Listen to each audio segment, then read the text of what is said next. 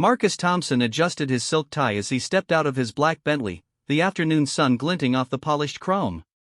At 42, he commanded respect wherever he went, not just because of his imposing 6-foot frame, but because his name was synonymous with success in the business world.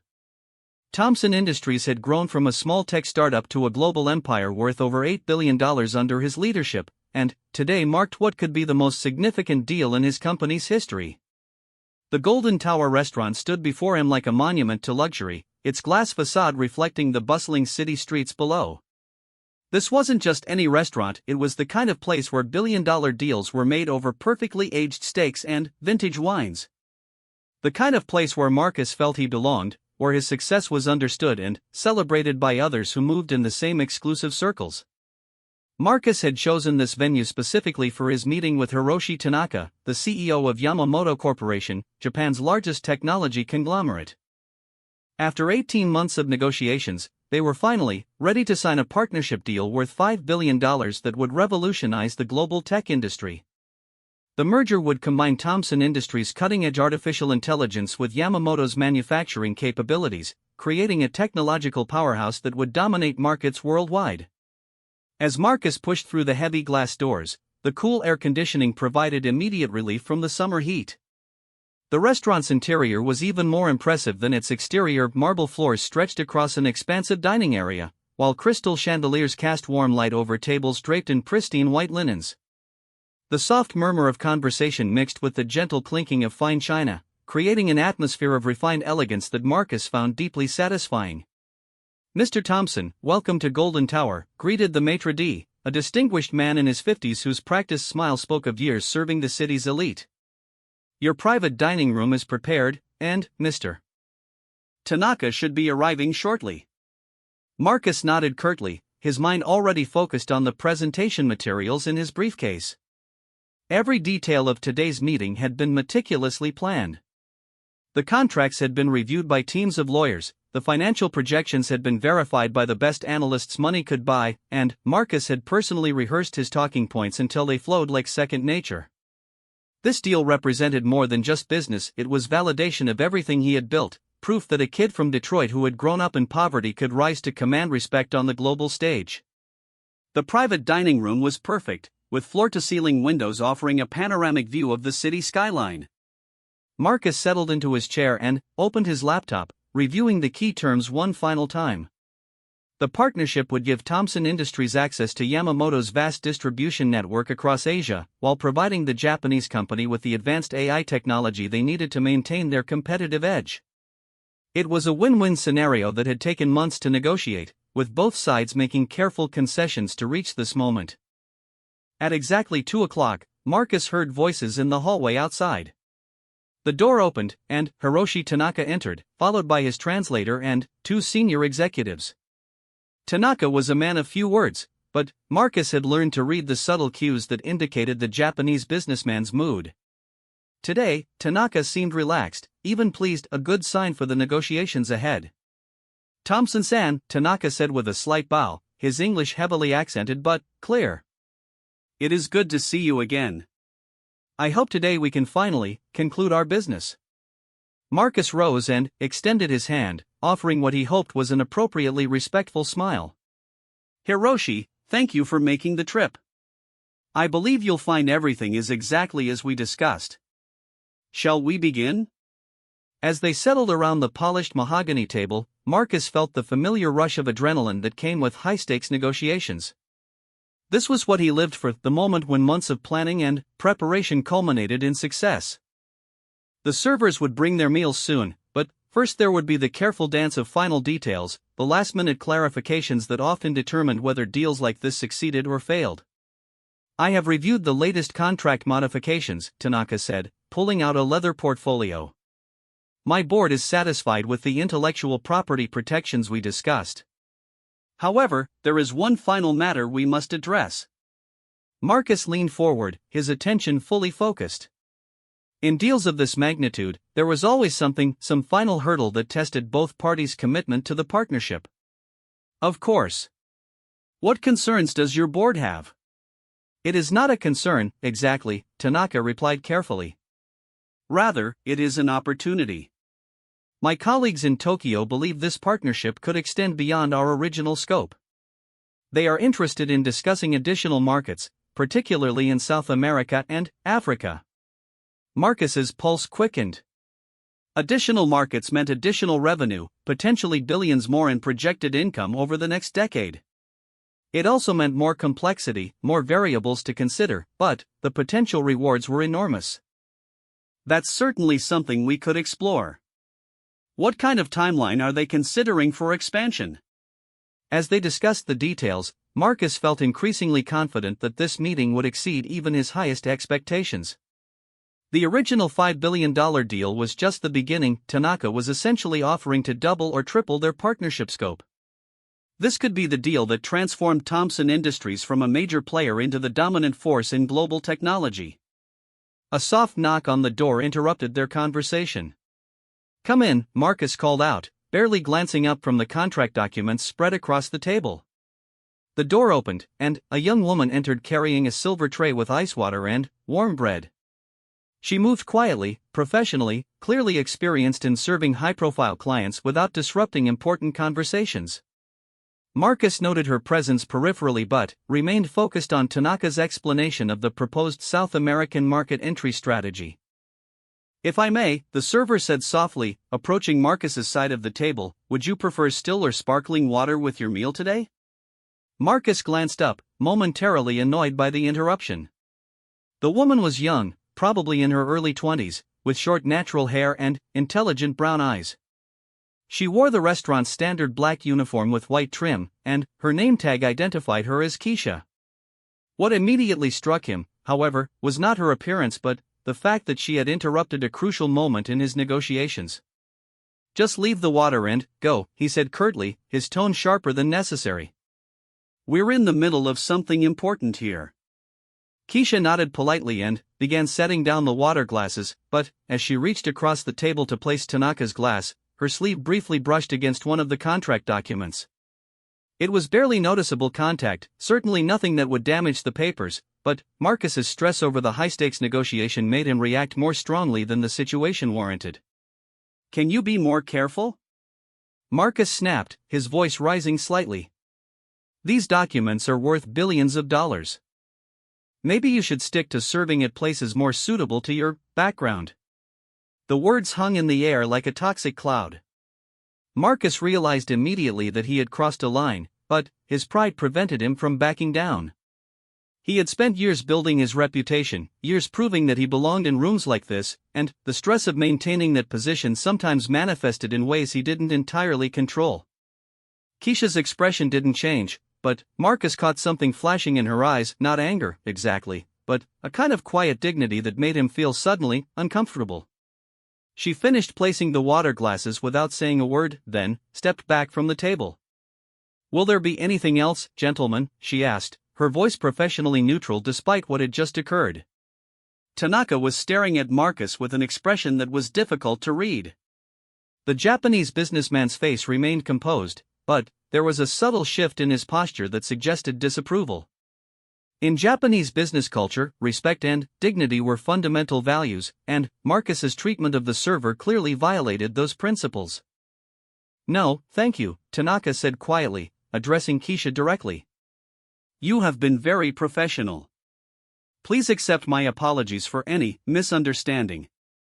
Keisha nodded gracefully and left the room, closing the door softly behind her. The silence that followed felt oppressive, heavy with unspoken judgment. Marcus attempted to return to their discussion, but something fundamental had shifted in the room's atmosphere. "Perhaps we should continue," Marcus said, trying to recapture the momentum they had built earlier. "You were saying about the South American markets." But Tanaka was no longer looking at the contract documents. Instead, he was studying Marcus with an intensity that made the American businessman increasingly uncomfortable. When Tanaka finally spoke, his words were measured and careful. "Thompson-san, may I ask you something about your company's values?" Marcus felt a chill of apprehension. "Of course. What would you like to know?" "At Yamamoto Corporation, we believe that character is revealed not in how one treats their equals, but in how one treats those they perceive as beneath them." It is an old Japanese saying, but I have found it to be universally true in business. The implication was clear, and Marcus felt his carefully constructed confidence beginning to crumble. He had worked so hard to project an image of success and respectability, but, in one moment of thoughtless arrogance, he had revealed something about himself that no amount of wealth or achievement could hide. "Hiroshi, I hope you won't judge our entire partnership based on a moment of stress," Marcus said, attempting to sound reasonable. "You know how important this deal is to both our companies." Tanaka gathered his documents slowly, his movements deliberate and final. "That is precisely why character matters so much, Thompson-san. If this is how you treat a young woman simply trying to do her job, how can I trust you to treat my employees with respect? How can I trust you to honor our agreements when things become difficult?" Marcus felt panic beginning to set in. "You're overreacting. It was just a misunderstanding, nothing more." "I do not think so," Tanaka replied, standing from his chair. "I think it was a moment of truth. And the truth is that Yamamoto Corporation cannot partner with a company whose leadership does not share our values of respect and dignity for all people." The other Japanese executives were also standing now, clearly following Tanaka's lead. Marcus realized with growing horror that 18 months of negotiations were about to disappear because of 30 seconds of poor judgment. "Wait," Marcus said, rising desperately from his own chair. "Let's talk about this rationally. You're throwing away billions of dollars over nothing." Tanaka paused at the door and turned back one final time. "Thompson-san, those billions of dollars you speak of are built on the foundation of trust and mutual respect. Without that foundation, even the largest deals are worthless. I wish you good fortune in your future endeavors." And, with that, Hiroshi Tanaka and his delegation walked out of the private dining room, leaving Marcus alone with his scattered contract documents and the devastating realization that his moment of arrogance had just cost him the biggest deal of his career. Marcus sank back into his chair, staring at the city skyline through the floor-to-ceiling windows. Just an hour ago, he had been on the verge of the greatest triumph of his professional life.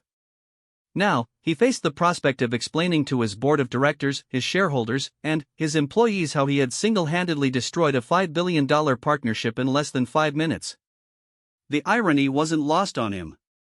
He had spent his entire adult life climbing the ladder of success, accumulating wealth and power to ensure that no one would ever look down on him the way people had when he was growing up poor in Detroit. Yet in his desperation to maintain his position at the top, he had become exactly the kind of person he had once despised, someone who used their power to diminish others.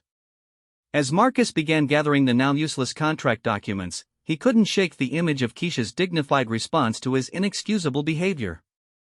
She had maintained her professionalism even in the face of his arrogance, showing a strength of character that his billions couldn't buy. And, in that moment, Marcus began to understand that he had lost far more than a business deal, he had lost something essential about himself. The Golden Tower restaurant continued its elegant service around him, but, for Marcus Thompson, the world had fundamentally changed. The question now was whether he would learn from this catastrophic failure or simply find new ways to blame others for the consequences of his own actions.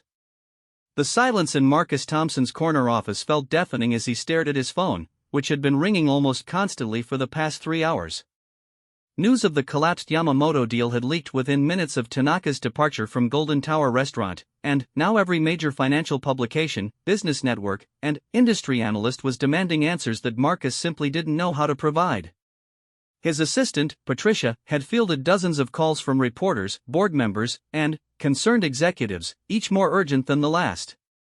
The stock market had already begun reacting to rumors of the deal's collapse, with Thompson Industries shares dropping nearly 15% in after-hours trading. By morning, Marcus knew the damage would be far worse. "Mr. Thompson?" Patricia's voice came through the intercom, tentative and worried. She had worked for Marcus for 8 years and had never heard him sound as defeated as he had when he returned from the restaurant. "The board is requesting an emergency meeting for tomorrow morning at 8. And, sir? There are reporters gathering in the lobby." Marcus closed his eyes and leaned back in his leather chair, the weight of his failure pressing down on him like a physical force. "Cancel all my appointments for the rest of the week. And see if building security can escort me out through the parking garage." I need to think. As Marcus gathered his belongings, his mind kept returning to those final moments in the restaurant. He had replayed the scene dozens of times, searching for some way he could have salvaged the situation, but the reality was inescapable. In less than 30 seconds, his thoughtless arrogance had destroyed not just a business deal, but potentially his entire company's future. The drive to his penthouse apartment in the city's most exclusive district usually provided Marcus with a sense of accomplishment and security. Tonight, however, the luxury felt hollow and meaningless. Even his doorman's respectful greeting seemed to mock him. How long before word of his disgrace spread far enough that even the building staff would look at him with contempt? Marcus poured himself 3 fingers of whiskey from a bottle that cost more than most people's monthly salary, but the expensive liquor tasted like ash in his mouth. He walked to the floor-to-ceiling windows that offered a stunning view of the city lights below, but instead of feeling powerful and successful as he usually did, he felt small and isolated. His phone buzzed with yet another call, this time from David Chen, the chairman of Thomson Industries' board of directors and one of Marcus's oldest friends in the business world. Marcus had been dreading this conversation, knowing that David would demand a full explanation of how the company's most important deal had evaporated without warning. "David," Marcus answered, trying to inject some confidence into his voice. "I know what you're calling about." "Marcus, what the hell happened today?" David's voice was strained with barely controlled anger. "I've got shareholders calling me personally, demanding to know if you've lost your mind. Tanaka's people aren't returning our calls, and the financial press is painting this as the biggest corporate disaster of the year. I need answers." Marcus took a deep breath, knowing that his next words would determine not just his relationship with David, but potentially his entire future with the company he had built from nothing. "There was a misunderstanding during the meeting. Some cultural sensitivity issues that I didn't handle well." "A misunderstanding?" David's voice rose incredulously. "Marcus, we're talking about $5 billion. That's not pocket change that disappears over a misunderstanding. What exactly did you do?" The question hung in the air like an accusation. Marcus found himself unable to speak the words that would fully explain his behavior. How could he tell David to tell anyone that he had treated a young server with such disrespect that it had repulsed a potential business partner? How could he admit that his own arrogance and prejudice had cost the company its future? "I may have been dismissive of one of the restaurant staff in front of Tanaka," Marcus finally said, the words feeling like broken glass in his throat. "He took it as a reflection of our company's values." The silence that followed was worse than shouting would have been. When David finally spoke again, his voice was cold and distant. "Dismissive how, Marcus? What did you say?" Marcus closed his eyes, knowing that there was no way to minimize what he had done. "I made some inappropriate comments about her background. Tanaka interpreted it as discriminatory." "Jesus Christ, Marcus." David's voice was barely a whisper now. "Please tell me you didn't say what I think you said. Please tell me you didn't make racist comments in front of the CEO of our most important potential partner." The accusation hit Marcus like a physical blow, partly because of its accuracy and partly because hearing it stated so bluntly forced him to confront the true nature of his actions. He had always told himself that he wasn't prejudiced, that his success proved he judged people on merit rather than appearance. But his treatment of Keisha had revealed something ugly about himself that he had tried to keep buried. "It wasn't." "I didn't mean it that way," Marcus said weakly, knowing even as he spoke that the words sounded pathetic and false. "How did you mean it then?" David demanded. "Because right now I'm trying to figure out how to explain to our board of directors and our shareholders why our CEO destroyed the biggest deal in our company's history because he couldn't control his mouth long enough to sign a contract." Marcus had no answer for that question. The truth was that he had acted out of stress and arrogance, allowing his worst instincts to override his judgment at the most crucial moment possible. But saying that wouldn't change anything or undo the damage he had caused. "David, I know I made a mistake," Marcus said, attempting to salvage something from the conversation. "But maybe we can find another way to approach Yamamoto. Maybe if I apologized personally, David's laugh was bitter and humorless. "Marcus, you insulted this man's fundamental values in the most public way possible. You think a phone call is going to fix that? You think saying sorry is going to make him forget that you revealed yourself to be exactly the kind of person he refuses to do business with?" The conversation continued for another 20 minutes, with David demanding details that Marcus was reluctant to provide and Marcus offering explanations that sounded increasingly hollow. By the time they hung up, it was clear that Marcus's relationship with his oldest business ally had been fundamentally damaged, possibly beyond repair. Alone in his apartment, Marcus tried to eat dinner, but food held no appeal. He attempted to watch television, but every business news channel seemed to be discussing Thompson Industries and the mysterious collapse of the Yamamoto deal. Social media was even worse, with speculation and rumors spreading faster than Marcus could track. It was nearly midnight when Marcus finally admitted to himself what he had been avoiding all evening. He needed to know more about the young woman whose dignity he had attacked. He had dismissed Keisha as merely a server, someone whose opinion didn't matter, but Tanaka's reaction suggested that there might be more to the story than Marcus had bothered to notice. A quick internet search for Golden Tower restaurant staff yielded nothing useful, but when Marcus expanded his search to include the restaurant's name and terms like scholarship and education, he began to find information that made his stomach sink even further. An article from the local newspaper, dated just 3 months earlier, featured a photograph of Keisha Williams receiving an award from the city's Community College Foundation.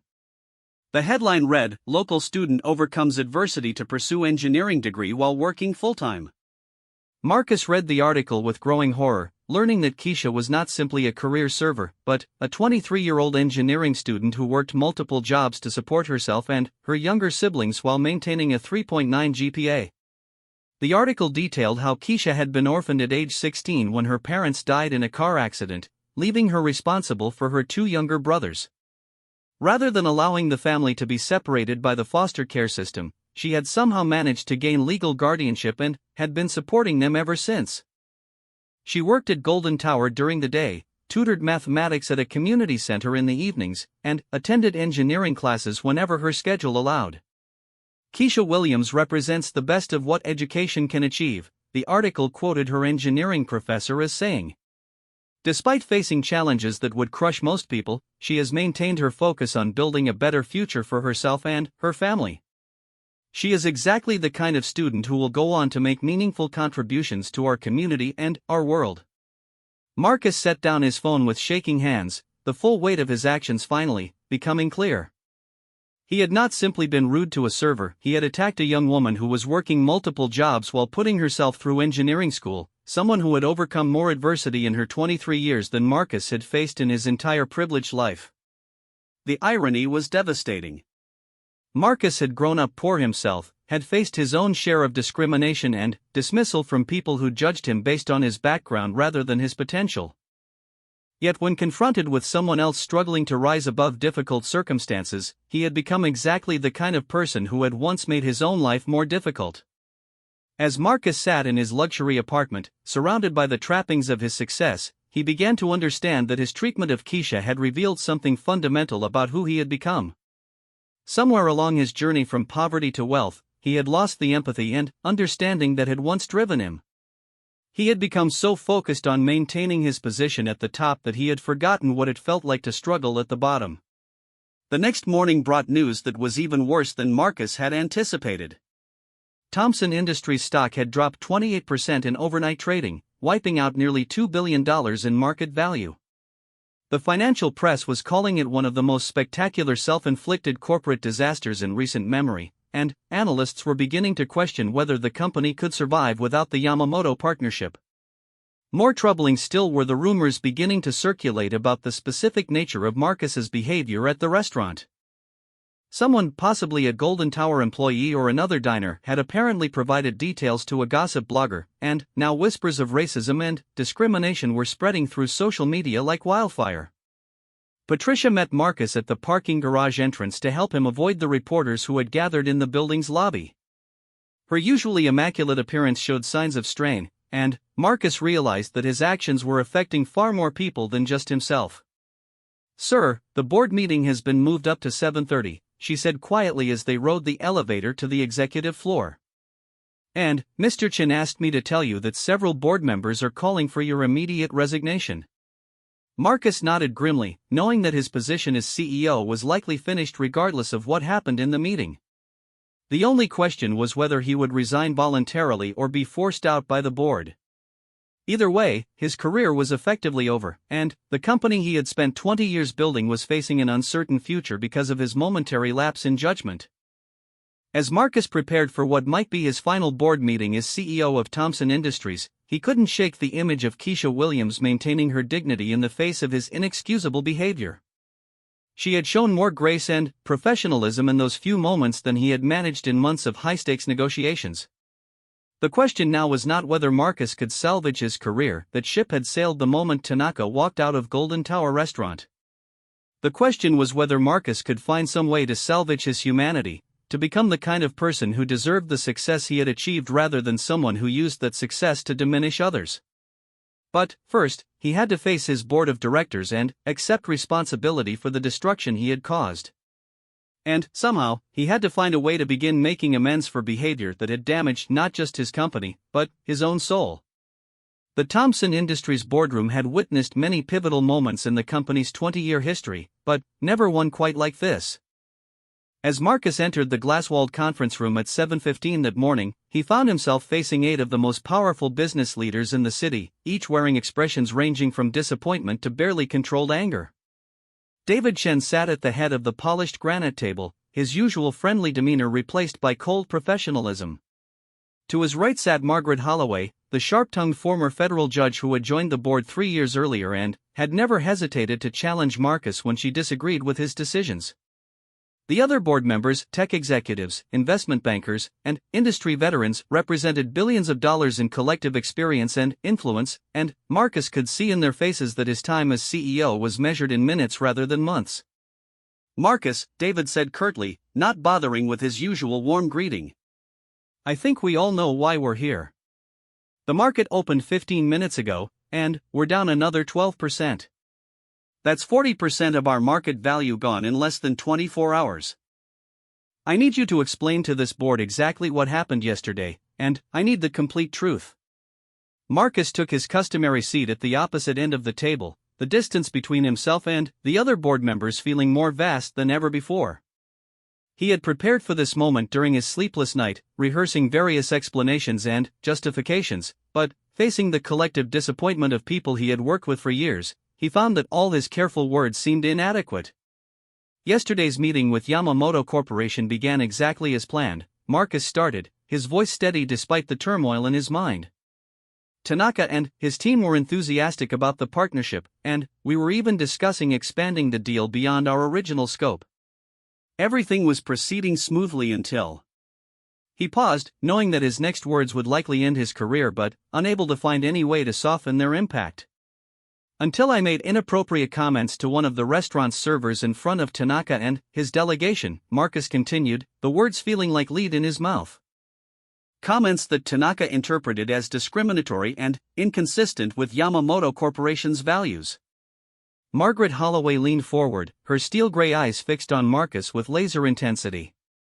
"When you say inappropriate comments, Marcus, what exactly do you mean? Because we need to understand the full scope of what we're dealing with here." Marcus felt sweat beginning to form on his forehead despite the conference room's cool temperature. He had hoped to keep the details vague, to frame the incident as a cultural misunderstanding rather than revealing the ugly truth about his behavior. But Margaret's legal background made her adept at cutting through evasions, and the other board members clearly expected complete transparency. "The server was a young African-American woman," Marcus said slowly, each word feeling like a small death. "When she was serving water and briefly made contact with some of our contract documents, I became impatient and told her to be more careful. I also suggested that she might be more suited to working at establishments more appropriate to her background." The silence that followed was deafening. Marcus could see the shock and disgust registering on the faces around the table, could watch in real time as years of professional relationships and personal friendships withered under the weight of his revealed character. "Jesus Christ, Marcus," whispered Robert Kim, the youngest board member and someone Marcus had considered a protege. "You made racist comments in front of our most important potential business partner?" What were you thinking? I wasn't thinking clearly, Marcus admitted, the inadequacy of the response obvious even to himself. The stress of the negotiation, the importance of the deal, I let it affect my judgment in a way that was completely inexcusable. Margaret's voice cut through the room like ice. Marcus, I've prosecuted discrimination cases for 30 years, and what you're describing isn't stress or poor judgment. It's the kind of behavior that reveals fundamental character flaws. The kind of behavior that creates legal liability for this company and destroys our reputation in the marketplace. David Chen had remained silent during this exchange, but now he spoke with the weight of 20 years of friendship behind his words. Marcus, help me understand something. You grew up poor in Detroit. You faced your own share of discrimination and prejudice. How did you become the kind of person who would treat someone else the way you were once treated?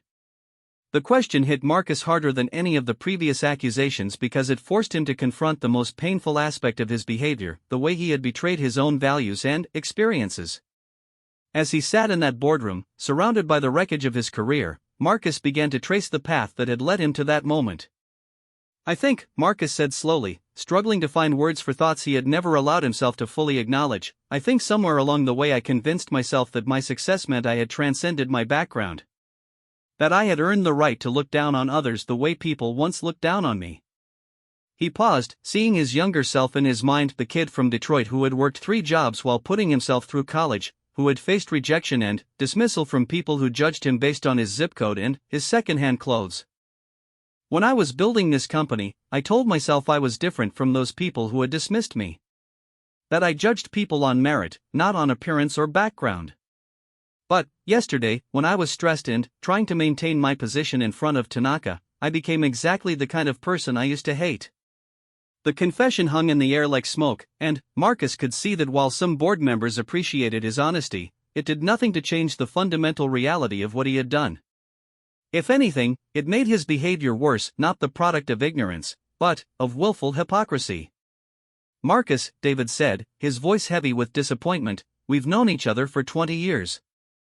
I've watched you build this company from nothing, and I've been proud to call you a friend. But what you're describing isn't just a business disaster, it's a moral failure that calls into question everything we thought we knew about your character. Margaret had been taking notes throughout the conversation, her legal mind already working through the implications and potential consequences. Marcus, I need to ask you something directly, and I need you to understand that your answer will determine how this board proceeds. Was there anyone else present who witnessed your comments? Any other diners, restaurant staff, or members of Tanaka's delegation who might be able to corroborate what happened? Marcus felt his stomach drop even further as he realized the full scope of the legal and public relations nightmare he had created.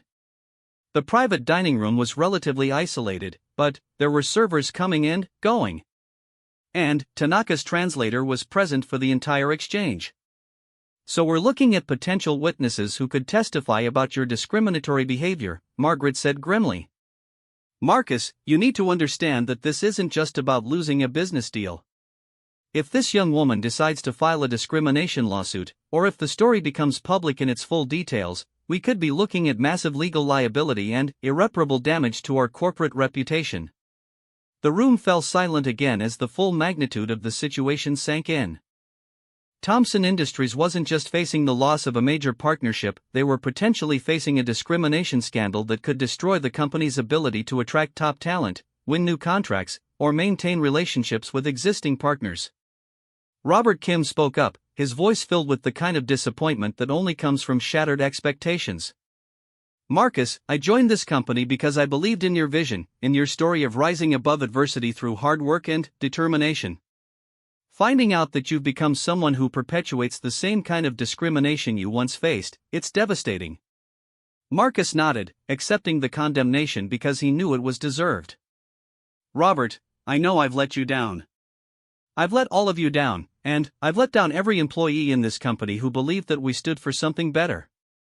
David leaned back in his chair, his expression reflecting the weight of the decisions that lay ahead. Marcus, we need to discuss next steps. The market is hemorrhaging confidence in our company, our most important business partnership has evaporated, and we're potentially facing legal action. The board needs to consider whether Thompson Industries can survive with you as CEO. Marcus had known this moment was inevitable from the time he walked out of Golden Tower Restaurant, but hearing it stated so directly still felt like a physical blow. I understand, he said quietly. I'll submit my resignation immediately if that's what the board feels is best for the company. It's not that simple, Margaret interjected. If you resign immediately without explanation, it will create even more speculation and, potentially, make our legal position worse. We need a transition strategy that minimizes damage to the company while addressing the legitimate concerns about your behavior. For the next hour, the board discussed various scenarios for moving forward. Some members favored immediate termination, arguing that Marcus's behavior was so egregious that keeping him in any capacity would damage the company's reputation. Others suggested a gradual transition that would allow Thompson Industries to maintain some stability while searching for new leadership. Throughout this discussion, Marcus found himself thinking not about his own career or reputation, but about Keisha Williams. He had learned from his late-night internet research that she was working multiple jobs while supporting her younger siblings and pursuing an engineering degree. His thoughtless comments had undoubtedly caused her pain and humiliation, but she had maintained her dignity and professionalism in a way that highlighted his own lack of character. David, Marcus said during a brief break in the board's discussion. Before we finalize any decisions about my future with the company, I need to do something. I need to apologize to the young woman I treated so poorly yesterday. Not for legal reasons or public relations purposes, but because it's the right thing to do.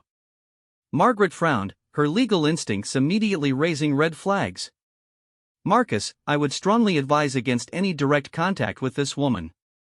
Anything you say could be used against you and the company in potential legal proceedings. Maybe, Marcus replied, but staying silent would be worse. She deserves an apology, and I deserve to face the consequences of my actions directly rather than